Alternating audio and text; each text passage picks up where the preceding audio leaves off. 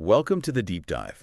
I'm just so glad you're joining us today because we are looking at something truly mind-bending. Oh, it really is. It's a completely wild text. Right. I mean, we talk a lot these days about, imposter syndrome. Oh, sure. You know the feeling. It's that nagging voice in the back of your head whispering that you aren't quite qualified. Yeah, that you don't actually have all the answers. Exactly. And that eventually someone is going to tap you on the shoulder and be like, hey, you don't belong here. Right. Which is just an incredibly common, almost universal human experience. It really is. But today, I want you to imagine the exact polar opposite of that feeling. Just complete certainty. Yes, I want you to imagine waking up with a level of certainty so profound, so completely absolute, that you look at the entirety of human history, all the philosophers who has ever lived, all the global leaders, every massive institution ever built, and you just calmly think to yourself, I have the only real answer, and everyone else is just playing around. It is a staggering level of conviction. I mean, what we are exploring today isn't just confidence. It is the complete and total eradication of doubt.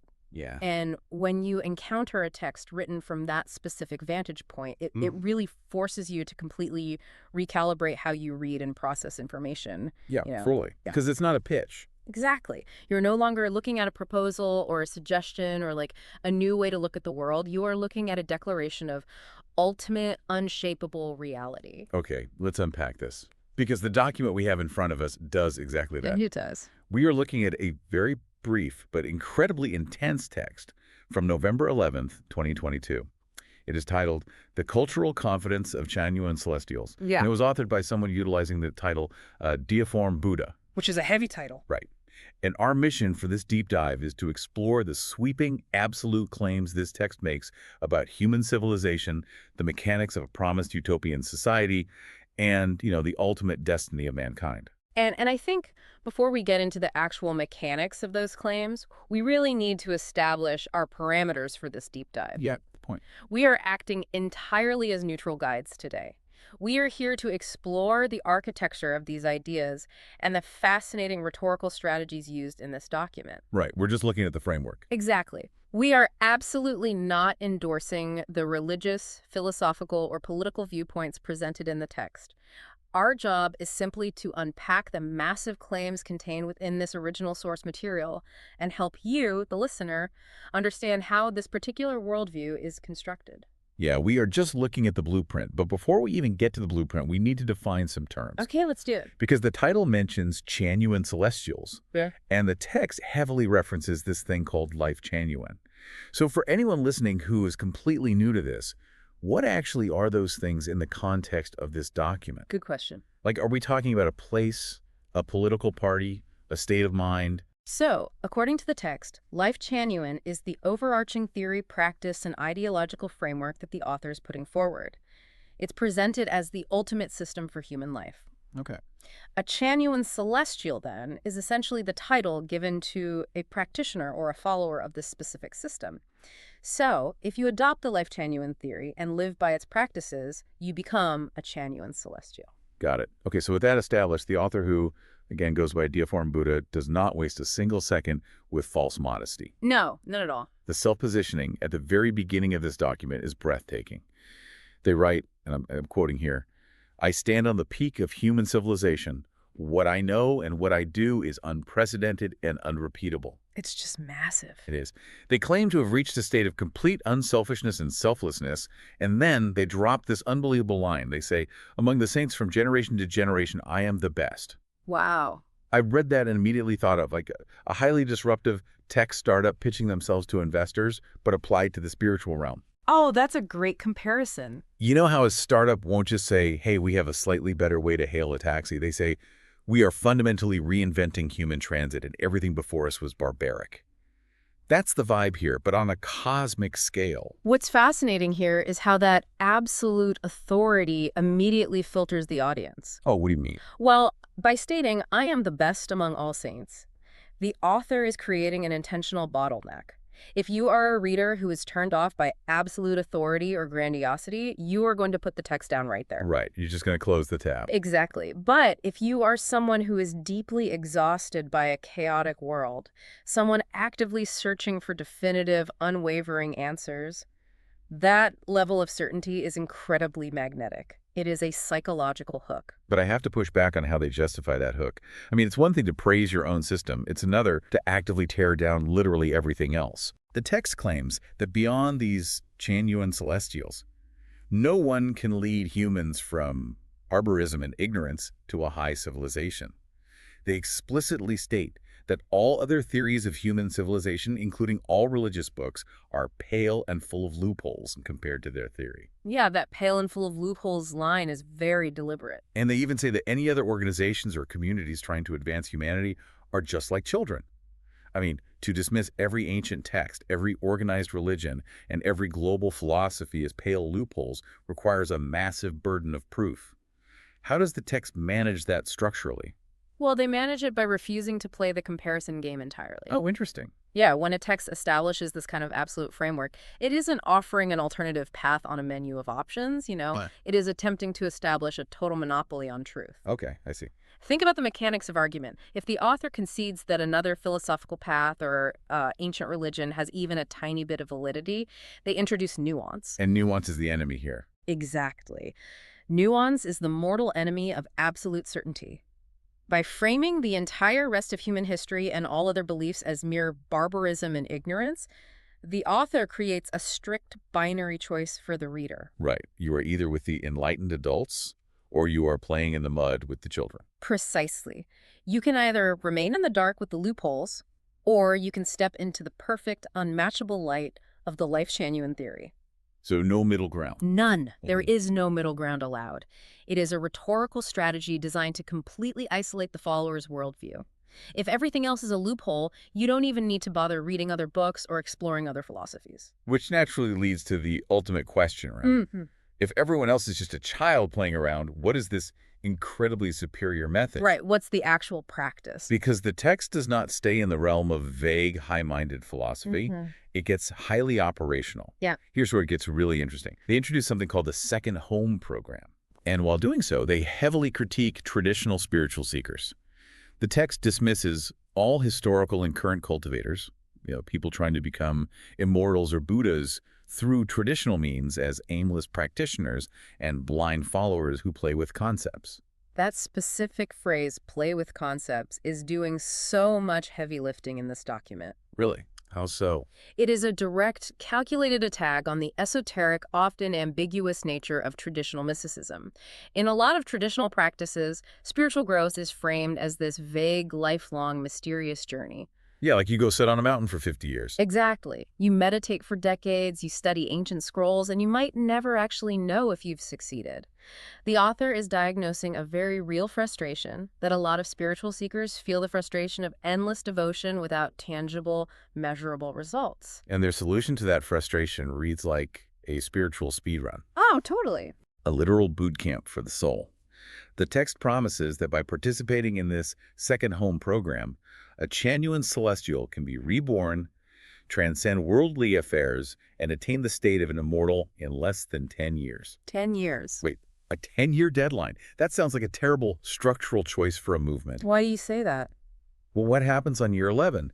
Doesn't a rigid, highly quantifiable timeline guarantee that the whole movement collapses when people look around a decade later and realize they aren't immortals? You would think so, but historically, highly quantifiable deadlines actually serve to galvanize a community rather than destroy it. Really? Yeah, putting a hard cap of less than 10 years on spiritual transcendence is exceptionally rare, and it completely changes the psychology of the follower. Usually, enlightenment is the work of a lifetime. By putting a 10-year expiration date on it, they transform transcendence from a nebulous, distant hope into an actionable, measurable project. It creates immense urgency. Exactly. It makes it real. I see what you're saying. It's the difference between telling yourself, oh, I really need to get in shape eventually, versus signing up for a strict 90-day extreme fitness program. The finish line is visible, so you commit harder. That's a perfect analogy. If you believe you only have to commit to this specific second home lifestyle for under a decade to achieve ultimate spiritual victory, it justifies a level of radical short-term dedication that a vague, lifelong journey simply cannot sustain. That makes a lot of sense. But what about my year 11 question? Right. So, as for what happens in year 11, movements like this often recontextualize the timeline when the deadline approaches. They might say the spiritual transformation occurred invisibly, or that the follower didn't execute the program perfectly and needs another cycle. Ah, right. It's always user error. Exactly. But in the short term, that 10-year promise visually maps out their claim to superiority. If traditional religions take a lifetime and mostly fail, and this program takes under a decade and guarantees success, the choice for the seeker seems obvious. Okay, but there is a massive logistical problem with this 10-year timeline. What's that? You cannot achieve that level of unselfish perfection or dedicate yourself entirely to a spiritual boot camp if you are still worried about paying rent or avoiding a war or getting robbed on your way home. Right. The real world gets in the way. Exactly. The text seems to recognize this, which is why it completely abandons the individual perspective halfway through and suddenly starts making massive demands about the global environment and crime. Huh.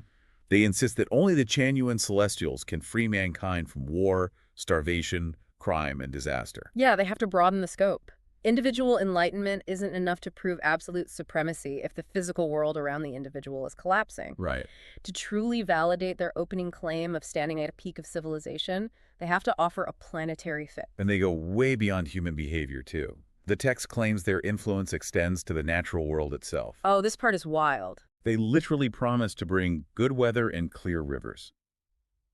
Okay, solving global crime is one thing, but promising I won't need an umbrella is a bold geopolitical strategy. Like, how does a philosophical theory justify claiming control over meteorology? Well, it speaks to a deeply interconnected worldview where human morality and environmental harmony are explicitly linked.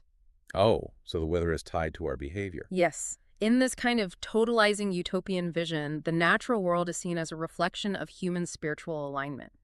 If society is chaotic and ignorant, the weather is chaotic. Wow, okay. But if society is perfectly ordered under the Lifechanyuan theory, the environment naturally falls into a state of perfection, hence the good weather and clear rivers. It is presenting an environment completely harmonized with their social structure. And they use a very classic utopian phrase to describe that social structure, promising a world where no one will pocket anything found on the ground and doors are not bolted at night. A very classic image, yeah. But what really stands out to me isn't the promise itself. It's who they specifically call out as being incapable of delivering it. They point fingers at the biggest, most heavily funded institutions on Earth. This is a crucial part of the document. They explicitly state that the United Nations cannot achieve this peace. It says the United States and Western countries absolutely cannot do it. China and Eastern countries cannot do it. No religious group, no nonprofit organization, none of them. This is perhaps the most strategic rhetorical move in the entire text. By calling out the UN, the US, and China, they are doing something very specific regarding scale. Yeah. They aren't just invalidating modern geopolitics, they are artificially elevating their own status. Because if you pick a fight with a giant, you are telling the audience that you view yourself as a giant too. Precisely. Think about the billions of dollars, the millions of personnel, and the massive infrastructures represented by those global superpowers. The text looks at all of that worldly power, all of that institutional weight, and declares it fundamentally impotent. It's such a flex. It really is. It draws a stark contrast between the perceived chaotic failures of these massive global entities and the supreme quiet confidence of this single program. It is essentially telling the reader that world peace and environmental harmony are not problems of funding or policy or military might. Right. They are problems of spiritual technology, and only this specific group possesses the correct software to run the planet. That sets up a really fascinating line in the text.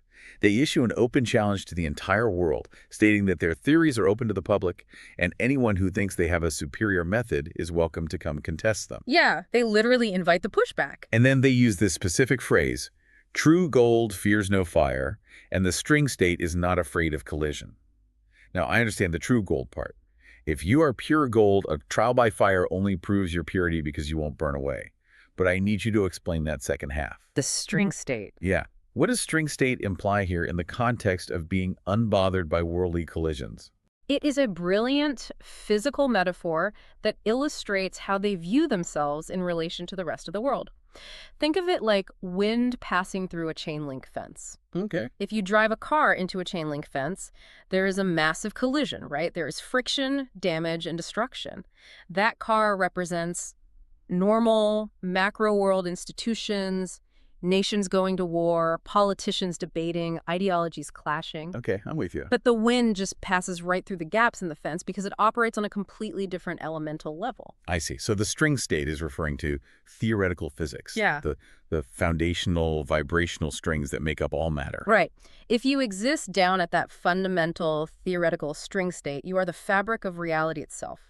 I read this as the author claiming that their community and their theory exist on such a fundamental perfected frequency that the messy, chaotic collisions of the outside world, whether that is political pushback, media scrutiny, or even global societal collapse, simply cannot damage them. Wow. They are the wind. Global politics is the car. You can't crash a car into the wind. They're completely untouchable. Exactly. Which brings up a terrifying question. If they are the wind passing perfectly through the fence, what happens to the fence? Yes. With such an open challenge to global superpowers, what is the ultimate conclusion predicted by this document?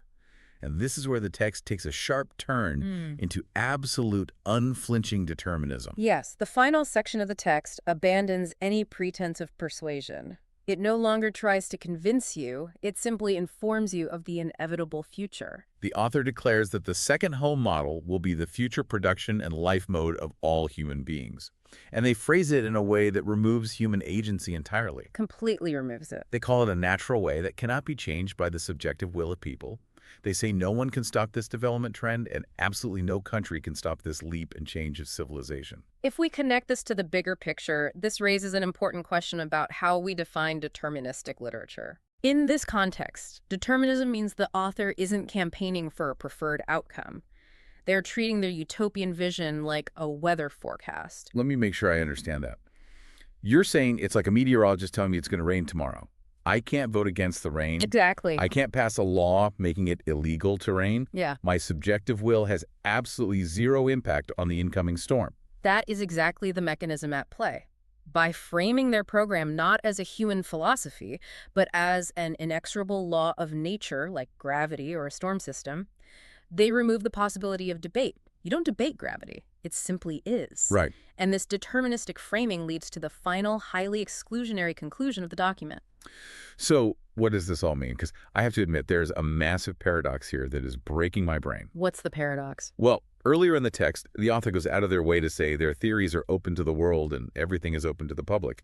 They literally invite anyone to come contest them. It sounds incredibly egalitarian, almost like an open source spiritual software. Sure, it sounds very welcoming. But then the final sentence of the document is chillingly exclusive. It reads, and again I quote, "In the future, the only people living on the earth will be Chanyuan celestials. And in the future, the only people who can go to heaven are Chanyuan celestials." It's absolute. How in the world does a text reconcile being completely open to the public with a grand finale where literally everyone else is wiped off the face of the earth and barred from the afterlife? It seems contradictory, but within the internal logic of a totalizing ideology, it makes perfect sense. It is the ultimate mechanism of purification. Okay, walk me through that. The logic works like this. The author believes they have perfectly revealed the absolute truth and made it entirely public. Because it is public, anyone who reads it and rejects it is making an active, conscious choice to remain in what the text calls barbarism and ignorance. Oh. So it's not that they are actively trying to destroy everyone else. It's that everyone else is choosing destruction by not adopting the perfect system. Exactly. When that inevitable deterministic leap and change of civilization occurs when the storm hits, to use your earlier analogy, those who did not adopt the perfect system are naturally left behind. Wow. The extreme exclusivity at the end being the absolute only people left on Earth and the only people allowed in heaven is presented not as an act of malice or conquest. It is framed as a simple, unavoidable consequence of natural law. I see. To update an old metaphor, it's like saying, we have engineered the only mathematically perfect parachute. The blueprints for the parachute are open source and freely available online. But the airplane we are all in is currently going down. And if you stubbornly refuse to sew the parachute we offered you, your impact with the ground is just the natural way of things. That is the exact psychological paradox. The invitation is open, but the survival rate is violently exclusive. And structurally, it completes the narrative arc of the document perfectly. It really does. Think about where we started. The text opens with a single individual standing entirely alone on the peak of human civilization, declaring themselves the best of all saints. And it ends with their specific group being the sole, undisputed inheritors of both the physical planet and the spiritual afterlife. It is a completely closed, perfectly sealed, logical loop. It really is a wild, incredible journey packed into just a few paragraphs in source material. It's incredibly dense. Yeah, we started by unpacking an individual, looking at all the revered saints of human history, and just casually declaring, I am the best.